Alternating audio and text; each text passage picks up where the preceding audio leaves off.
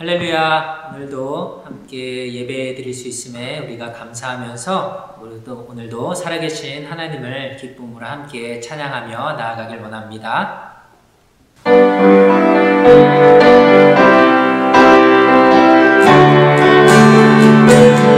길을 밝히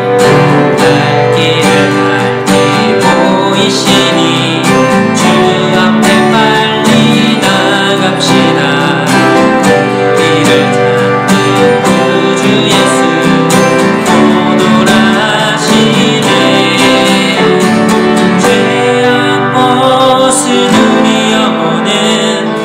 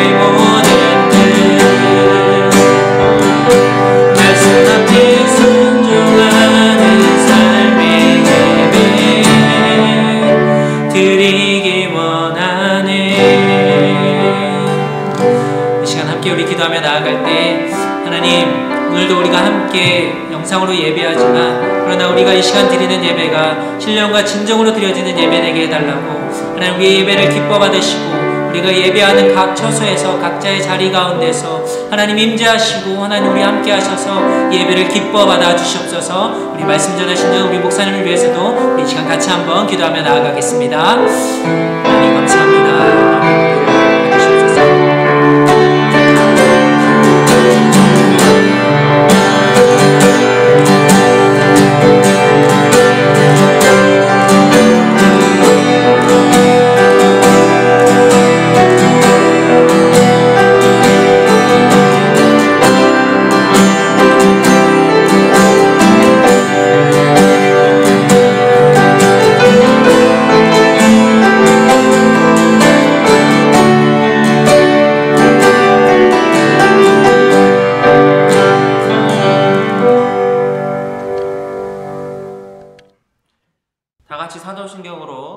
신앙을 고백하겠습니다. 나는 전능하신 아버지 하나님 천지의 창조주를 믿습니다. 나는 그의 유일하신 아들 우리 주 예수 그리스도를 믿습니다. 그는 성령으로 잉태되어 동정녀 마리아에게서 나시고 본디오 빌라도에게 고난을 받아 십자가에 못 박혀 죽으시고 장사된 지 사흘 만에 죽은 자 가운데서 다시 살아나셨으며 하늘에 오르시어 전능하신 아버지 하나님 우편에 앉아 계시다가 거기로부터 살아있는 자와 죽은 자를 심판하러 오십니다. 나는 성령을 믿으며 거룩한 공교회와 성도의 교제와 죄를 용서받는 것과 몸의 부활과 영생을 믿습니다. 아멘. 이 시간 같이 기도하겠습니다. 우리의 삶을 인도하시는 하나님, 부활의 기쁨을 맞아 한 주를 또 살게 하시고 다시 주 앞에 모여 예배할 수 있게 해주시니 감사합니다. 비록 이전에는 상상할 수 없던 모습과 삶의 방식으로 우리가 살아가지만 그러나 여전히 부활의 주님은 우리의 소망이 되시고 주님이 영원히 함께 하시기에 우리는 두려움과 좌절보다 기쁨과 소망을 가지고 살아가게 됩니다. 계속되는 코로나 바이러스로 인해 육적으로 심적으로 지치고 상한 마음들이 있습니다. 또 특별히 최전선에서 수고하고 애쓰는 의료진들을 주님께서 돌아봐 주시기를 원합니다. 우리가 지금 처한 환경만을 바라보면 너무나 절망적이고 끝이 보이는 것 같지 않지만 이럴 때일수록 눈에 보이는 것들에 우리가 집중하지 않고 이 문제들보다 더 크신 하나님을 바라볼 수 있도록 우리를 도와주시옵소서. 우리의 작은 신음에도 응답하시는 하나님, 경제적인 어려움으로 신음하고 있는 우리 성도들의 음성에 귀 기울여 주시고 또 치료 가운데 있는 우리 김세현 전도사님을 하나님께서 고치시고 회복시켜 주시기를 원합니다. 살아계신 하나님을 신뢰함으로 하나님의 선한 뜻이 우리 가운데 이루어질 때에 기쁨으로 하나님을 높이며 찬양하는 삶이 되게 하여 주옵소서. 세계 곳곳의 어려운 상황들을 굽어 살피시고 이 위기가 오히려 하나님을 더욱 간절히 찾고 또 만나는 기회가 될 수 있도록 도와주시옵소서. 이 시기에 더욱 끼어서 기도하며 복음을 전할 좋은 기회를 허락하시고 또 그리스도의 사랑을 전하는 우리 시온성교회가 되게 하여 주옵소서. 그래서 한 영혼이 주님께로 돌아오는 것을 기뻐하시는 그 주님의 마음을 시원케 해드리는 우리들이 되기를 원합니다. 우리 주일학교 아동부와 또 EM을 위해서도 기도합니다. 우리 교회의 미래의 기둥들이 될 이 자녀들이 믿음으로 굳건하게 서게 하시고 우리가 관심과 기도로 이들을 돌보고 사랑으로 가르쳐 믿음의 세대가 되어갈 수 있도록 도와주옵소서. 또 세계 곳곳에서 수고하고 애쓰는 우리 모든 선교사님들을 기억하여 주시고 하나님 그들이 뿌린 씨앗의 열매를 통하여서 주님의 나라가 확장되어져 가고 주님 다시 오실 그날이 하루속히 앞당겨질 수 있도록 그들을 도우시고 귀하게 사용하여 주옵소서. 이 시간에 말씀을 듣습니다. 영상으로 드리는 예배지만 어느 곳에나 계시며 늘 우리와 함께 하시는 임마누엘의 하나님을 온전히 예배케 하시고 선포되어지는 말씀이 우리의 마음을 변화시키는 살아있는 말씀이 되도록 전하시는 우리 목사님도 붙들어 주시길 원합니다. 우리가 다시 모여 예배할 수 있는 그날까지 우리를 지켜주시고 삶의 자리에서 하나님을 예배하는 우리의 삶의 모습이 될 수 있도록 붙들어 주시옵소서. 감사드리며 존귀하신 예수님의 이름으로 기도드립니다. 아멘.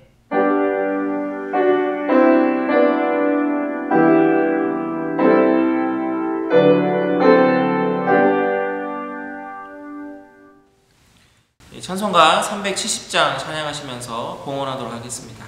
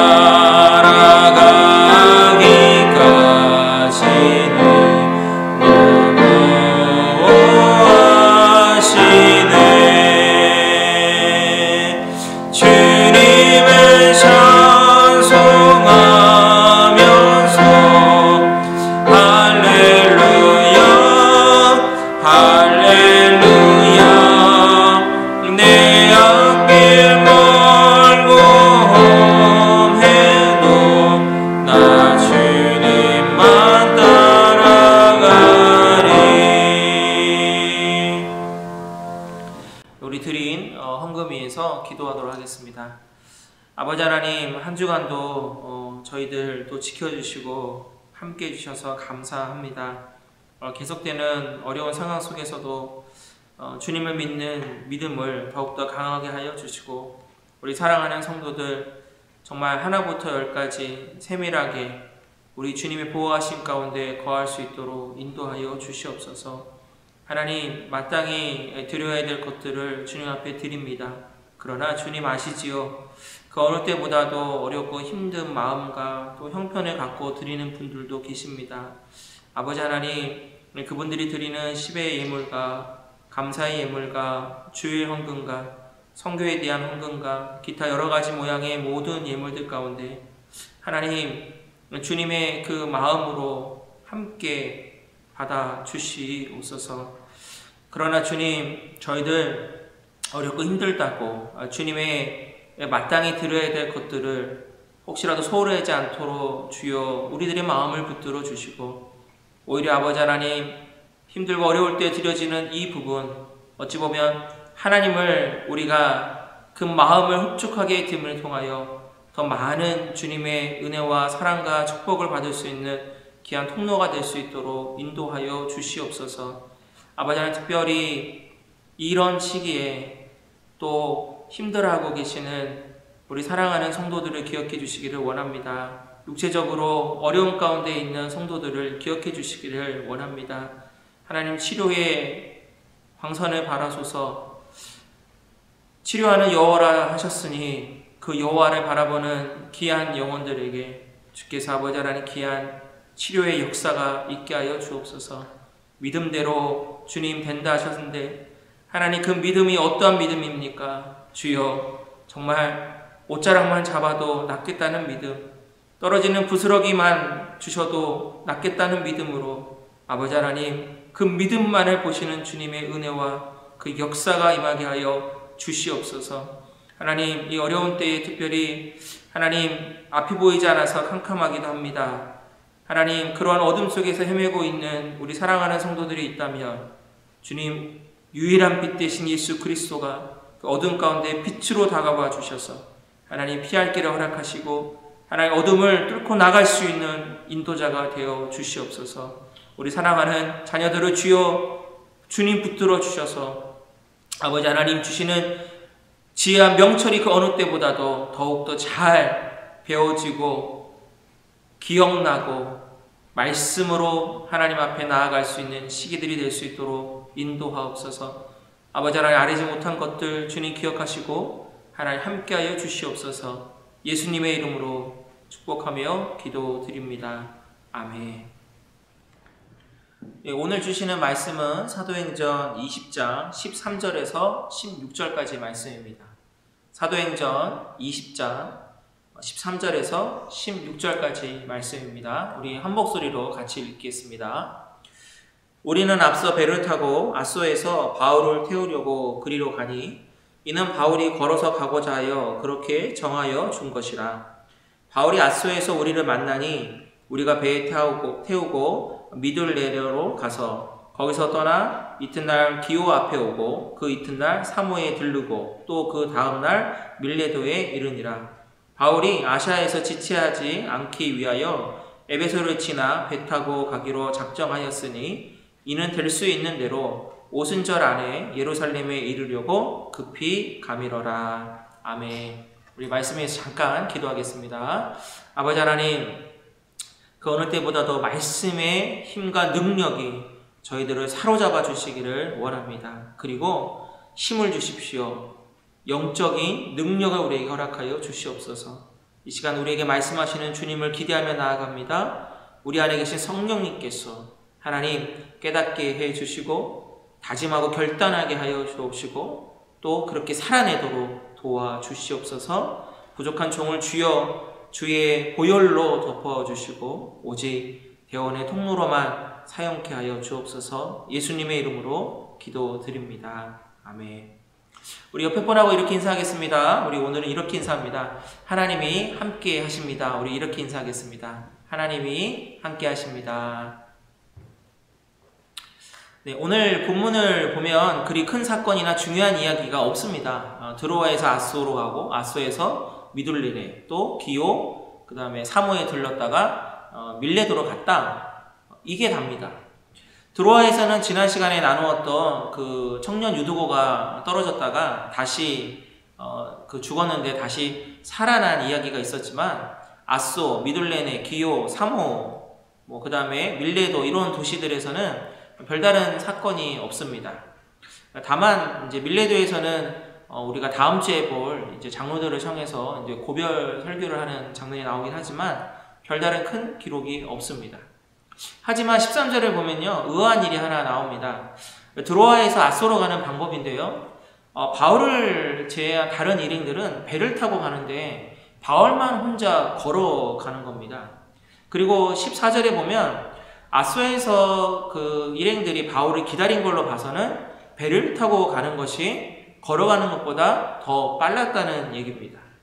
16절 말씀을 또 우리가 보면요, 분명히 바울이 오순절 안에 예루살렘에 도착하기 위해서 에베소도 그냥 지나가겠다고 하는 거 봐서는 뭔가 시간적인 여유가 있는 것도 아닙니다.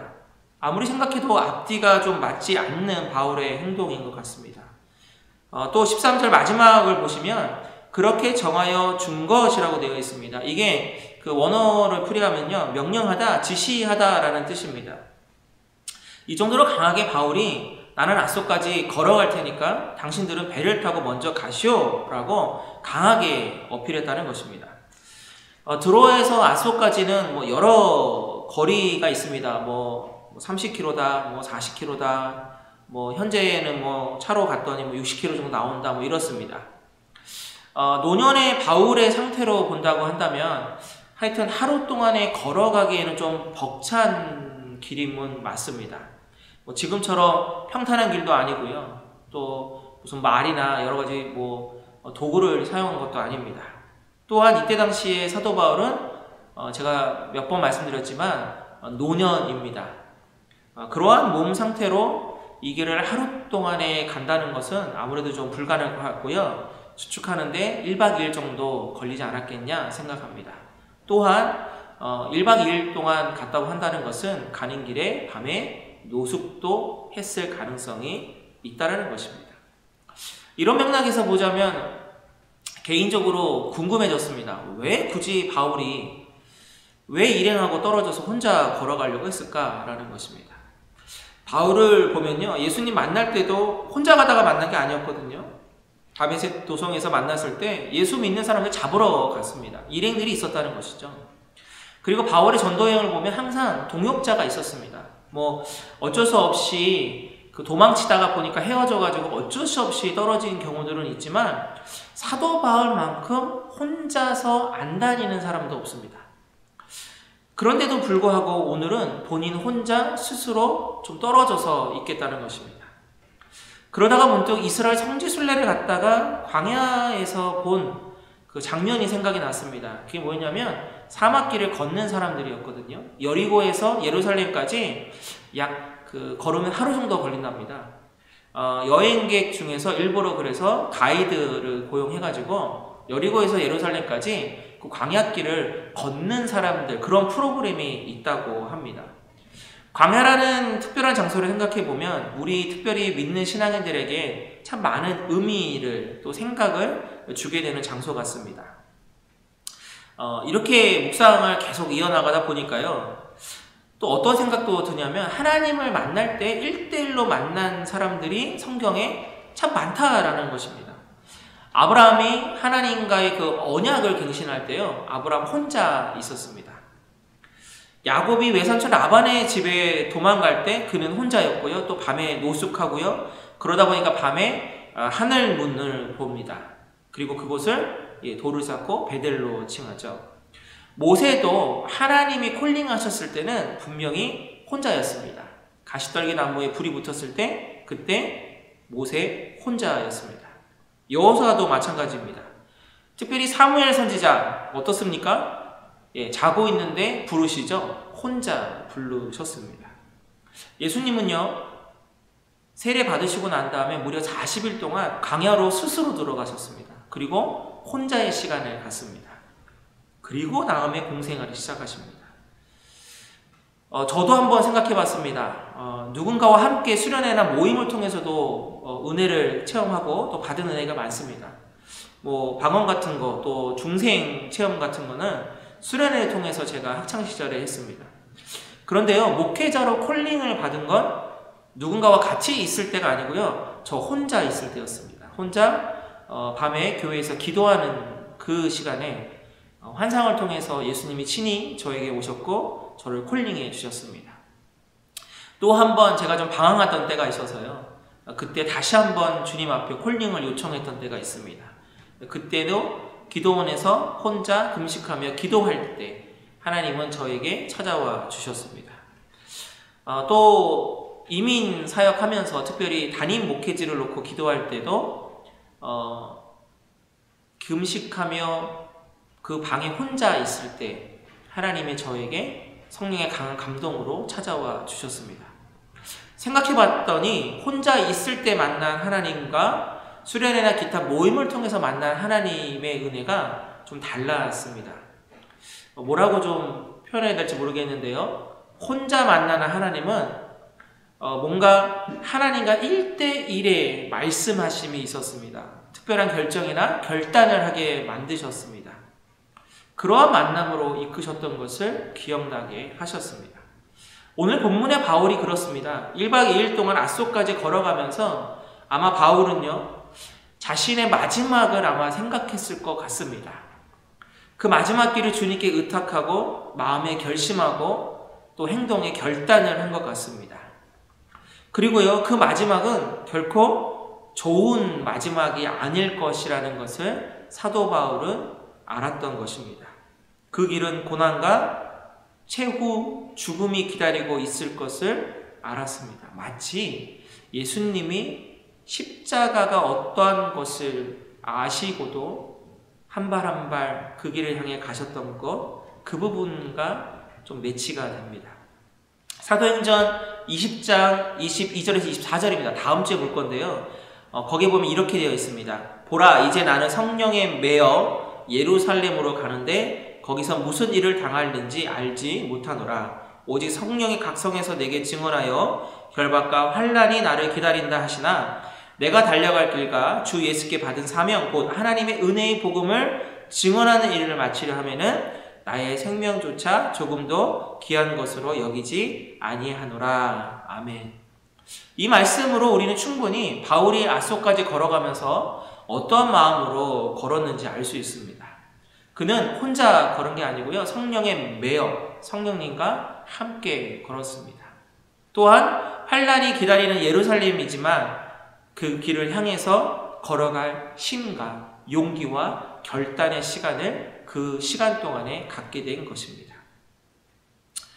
지난 주일 부활 주일이었습니다.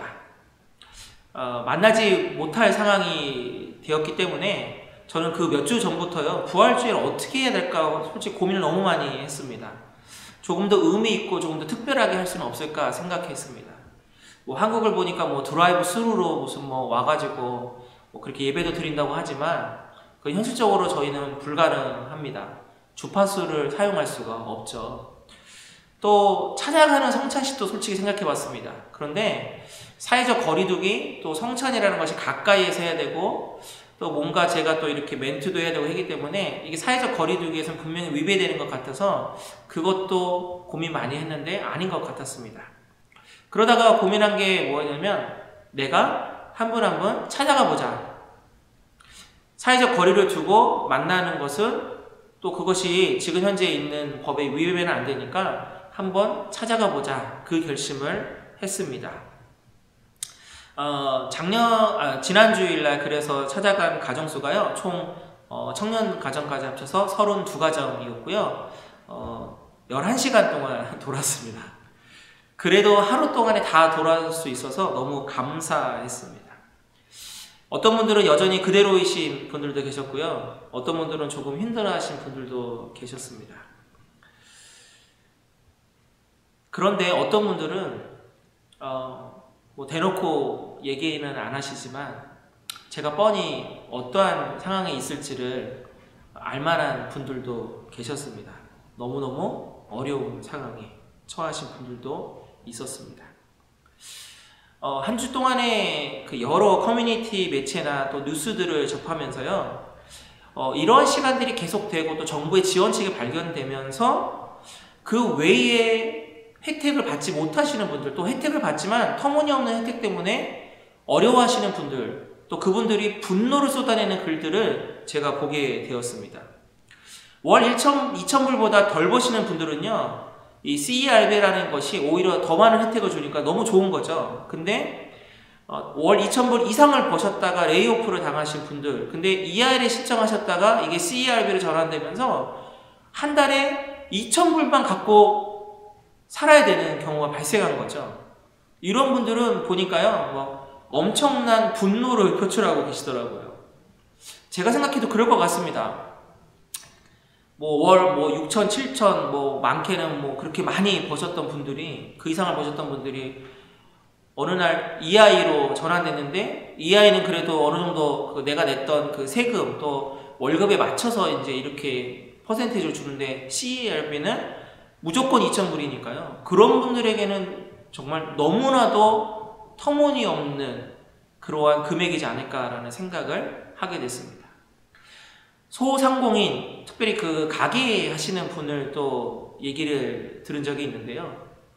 이분은 그 한인은행에만 이렇게 도와주는 셈치고 또 그렇게 외국은행 거래보다는 한국은행을 주로 거래를 했던 분인 겁니다.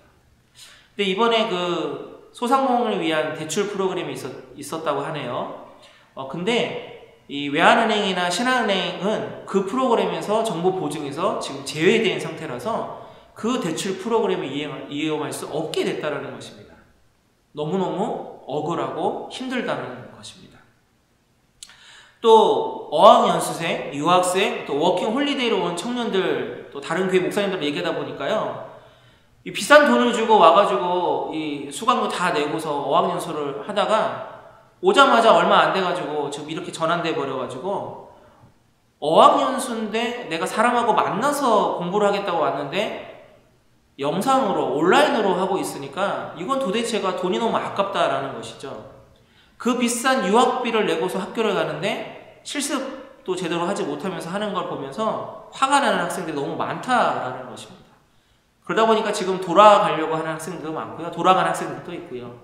근데 또 돌아가려고 보니까 비행기가 또 넉넉지 않아가지고 이 코로나 바이러스의 위험을 무릅쓰고 미국을 경유하거나 아니면 밴쿠버를 경유하거나 아니면 뭐 전세기가 뜨는데 편도가 뭐 2,500불, 3,000불이라는 겁니다.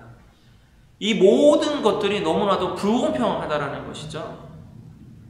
특별히 또 이 시기에 이러한 불공평을 느끼는 수많은 그리스도인들도 있다라는 것입니다. 최근에 이러한 여러 가지 것들을 보면서요, 참 많은 생각을 해보게 됩니다. 이 어려움들을 보면서도 특별히 보니까요, 있는 사람들의 코로나 바이러스를 대처하는 모습과 없는 사람들의 코로나 바이러스를 대처하는 모습이 또 이슈가 됐습니다. 뭐 세계적인 탑스타 뭐 누구라고 차마 말을 못하겠습니다.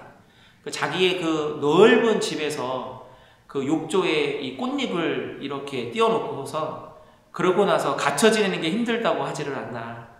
어떤 사람은 감옥 같은 생활을 한다고 했는데 알고 봤더니 그 집이 뭐 수백 평대 대저택에 있는 겁니다. 어떤 축구 선수는 자신이 그 갖고 있는 호화로운 그 별장에서 가족들과 함께 있는 모습을 SNS에 올려서 여론의 문매를 맞기도 하고요. 또 어떤 그 미국의 뉴스를 보니까 사망하는 퍼센테이지가 흑인들이 많다라는 것이죠. 보니까 어렵고 못 살고 사회적 혜택 또 의료 혜택을 받지 못하는 사람들이 사망률도 더 높다고 하는 부분들입니다. 이 모든 것들이 과연 어떻게 설명을 해야 될까? 참 목사로서는 참 힘든 부분입니다. 뭐 부자든 가난한 사람이든 또 종교를 떠나서 인종을 떠나서 이 바이러스의 무서움은 동일한 건 같습니다. 하지만 느끼는 체감은 다르다는 것이죠. 어떤 분이 이런 것 때문에 저에게 좀 이렇게 힘듦을 얘기하신 분이 계셨습니다. 그러면서 자기가 이거 혹시 내가 하나님에게 뭔가 잘못해서 벌 받고 있는 것 같다라는 거예요. 너무나도 이 페어하지 않는 것들 또 이러한 집단을 통해서 개인적으로 나타나는 이기적인 모습들을 보면서 너무너무 힘들다라는 것입니다. 그래서 제가 이렇게 말씀을 드렸어요. 이거는 한 개인의 죄나 그 어떤 잘못 때문에 주시는 하나님의 벌이 아닙니다. 왜냐하면 그럴 경우에는 그 한 개인에게만 있겠죠. 그러나 이거는 집단입니다. 한 나라 또 전 세계적인 겁니다. 그렇다고 보다면 이건 한 사람만의 어떤 죄에 대한 문제는 아닙니다. 이건 집단에 대한 문제죠. 근데 마치 양과 염소, 알곡과 쭉정이를 판단하시는 그러한 것 같다라고 제가 말씀을 드렸습니다. 모든 사람들에게 이 어려운 상황들을 통해서 또 때로는 어떤 사람들은 너무나도 억울하고 분통 터지고 어떤 사람들에게는 흡족한 지원이 될 수도 있죠. 어떤 사람들은 정말 페어하지 않은 지원이 정부로부터 오는 것에 대한, 또 어떤 사람들은 이 위기를 극복할 수 있는 그 어떠한 지원을 받을 수 있지만 어떤 사람들은 받고 싶어도 받지 못하는 이런 부분들, 분노가 표출되고 화가 나고 억울하고 힘든 이러한 상황들, 이 모든 것들을 보면서 마치 하나님이 정말 나를 믿고 따르고 나와 함께하기를 원하는 사람들을 구분짓는 그 어떠한 때인 것 같다라고 말씀을 드렸습니다. 그러면서 개인적인 자신의 어떠한 죄나 잘못으로만 돌리지 마시고 오히려 이 시간들을 통해서 하나님을 더욱더 바라보시면서 하나님 앞에 토로하시고 하나님 앞에 솔직히 그 정부나 그 기타 사람들에게 나타나는 그런 화나는 마음까지도 그 솔직하게 하나님 앞에 기도로 표현하시면서 오직 하나님께 더 가까이 나아가시는 그러한 시간을 가져보시라고 권면드렸습니다. 그렇습니다.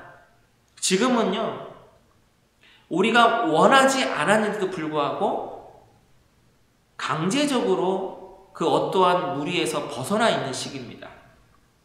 최소 단위가요, 가정입니다. 그리고 가족 구성원 아니면 혼자 있는 때입니다. 사도 바울은요, 작정하고 혼자만의 시간을 가졌습니다. 그렇다면 지금 우리 그리스도인들은 바로 지금이 그러한 시간을 가질 수 있는, 아니 가져야만 되는 시간이 아닐까요? 바로 지금 이 시간이 하나님과 1대1로 우리가 무리지어서 예배드리고 함께 모임을 통해서 기도할 수도 있지만 그렇게 할 수 없는 이 상황이 하나님과 1대1로 만날 수밖에 없는 시간, 그리고 그 시간이 바로 저는 이렇게 표현하고 싶은데요, 하나님과의 비밀의 시간, 시크릿 타임이라고 말하고 싶습니다. 모든 가족이 잠에 들어있는 시간에요, 혼자 성경책을 펴놓으시고 하나님과의 시크릿 타임을 좀 가져보시면 어떨까요? 잠잠히 그분의 말씀을 읽고요, 잠잠히 그분 앞에 그분을 묵상하면서 나아가는 겁니다. 지금 시기에 하나님은 나에게 무엇을 원하고 계십니까? 지금 나는 이러한 억울한 형편 가운데, 어려운 형편 가운데 있는데 하나님, 지금 나는 어떻게 하면 되겠습니까? 오직 하나님과 1대1로 가질 수 있는 그 비밀스러운 시간이 바로 저와 여러분이 가질 수 있는 귀한 만남의 축복으로 이어질 줄로 믿습니다. 설교를 마무리하면서요, 여러분 잘 아시는 영상 하나를 보기를 원합니다. 모래 위에 난 발자국이라는 영상입니다. 아시다시피 우리는요, 하나님과 동행합니다. 그런데 때로는 이 어려운 시기에, 또 때로는 억울하고 힘든 시기에 하나님이 나에게 말씀하지 않으시고 하나님이 나와 함께하지 않는 것 같은 그러한 감정, 그런 느낌이 드실 수도 있는데요, 아닙니다. 언제, 어느 때, 어느 순간 우리 하나님은 여러분과 함께하고 계십니다. 우리 영상을 보도록 하겠습니다.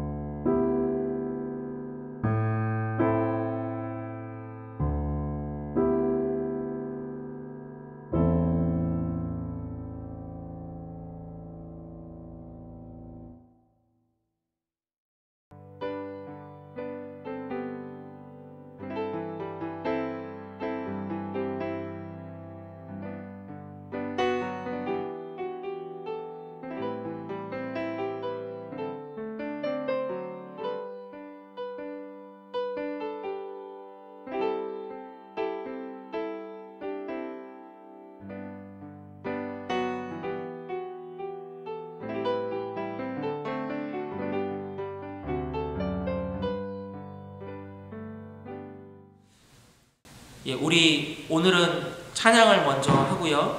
그 다음에 우리 잠시 기도하는 시간을 가지려고 합니다. 우리 오늘 함께 부를 찬양은 오 신실하신 주입니다. 우리 하나님은요, 한 번도 우리를 떠나신 적도 없고 버리신 적도 없고 영원히 우리와 함께 하시고 지키신다고 약속해 주셨습니다. 혼자 걸어가는 시간, 그 시간에도요, 결코 우리는 혼자가 아닙니다.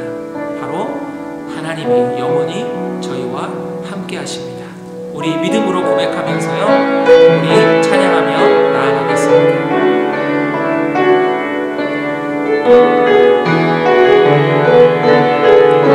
하나님 한 번 더 나를, 하나님 한 번도 나를 실망시킨 적 없으시고 실망시킨 적 없으시고 언제나 공평과 은혜로 나를 지키시고 지나온 모든 세월들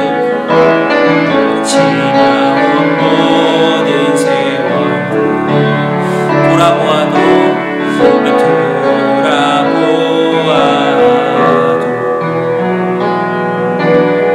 그 어느 것 하나 주의 손길 안 미친 것 전혀. 우리 신실하신 주님을 찬양합니다. 오 신실하신 주, 오 신실하신 주, 내 너를 떠나지도 않으리라, 내 너를 버리지도 않으리라 약속하셨던 주님, 그 약속을 지키사 이후로도 영원토록 나를 지키시리라 확실하네. 우리 이 시간 잠시 기도하며 나아갈 때, 오늘은 우리가 좀 어렵고 힘드신 분들, 때로는 억울하다고 생각할 정도로 정말 그러한 마음으로 사시는 분들, 지원의 뒷부분이죠. 제대로 된 정부의 지원을 받지 못하셔서 힘드신 분들, 어쩔 수 없이 혼자 계시는 분들 계십니다. 우리 특별히 요양원에 있는 노인들이 그렇게 취약하고 어렵다고 하죠. 또 지금 병으로 인해서 혼자서 외로이 그 병실에서 사투를 벌이고 있는 분들, 그런 분들을 또 옆에서 지켜보지 못하고 그저 마음으로만 안타까워하고 있는 수많은 가족들,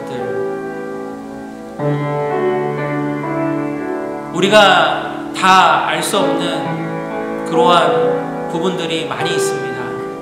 우리 그런 부분들을 위해서 좀 기도해 주십시오. 그런 사람들을 위해서 좀 기도해 주십시오. 특별히 우리 교회에 우리 지금 현재 육신적인 어려움 때문에, 병 때문에 힘들어하시는 분들을 위해서 기도해 주시고, 또한 경제적으로 지금 상황적으로 어려워하시는 분들도 있습니다. 우리 위해서 좀 기도해 주십시오. 우리 잠시 우리 신실하신 주님을 의지하면서 기도하며 나아가겠습니다. 하나님 아버지 하나님, 어렵고 힘든 이 시기를 잘 이겨나가며 나아가기를 원합니다. 어찌 보면 지금 이 시기가 더욱더 우리의 신앙을 한가름하고 우리의 신앙을 더욱더 성숙하게 해주시는 기회인 줄 믿습니다. 하나님, 때로는 억울하고 때로는 분하기도 하고 또 여러가지 상황 때문에 제대로 도움받지 못하고 제대로 치료받지 못하고 제대로 혜택받지 못하고 어려움에 처해 있는 수많은 사람들,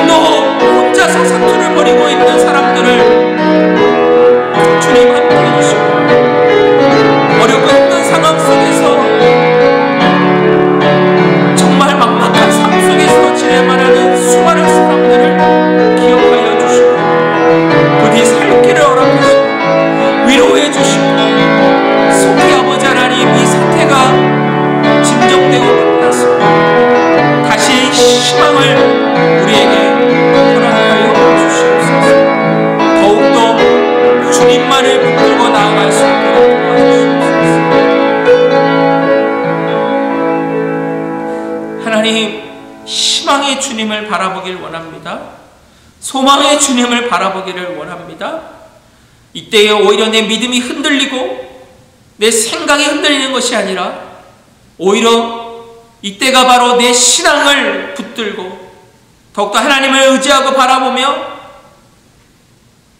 성숙의 단계로 나아감을 깨닫게 해주시고 그 어느 때보다도 성령님이 바로 우리를 붙드셔서 하나님의 뜻을 잘 헤아리고 하나님께 잘 간구하며 하나님의 도우심만을 구하고 바라고 원하고 받으며 나아가는 귀한 저희 모두가 될 수 있도록 인도하여 주시옵소서. 이제는 우리를 죄에서 구원하신 예수 그리스도의 은혜와 아버지 하나님의 크신 사랑과 성령님의 함께하심의 은혜가 혼자 가는 것 같지만 혼자 걸어가는 그 시간 한 번도 우리를 떠나지 않으시고 우리와 함께 하시는 신실하신 주님을 믿고 의지하며 나아가는 우리 사랑하는 성도들 머리머리 위에 이제부터 영원토록 함께 하시기를 축원하옵나이다.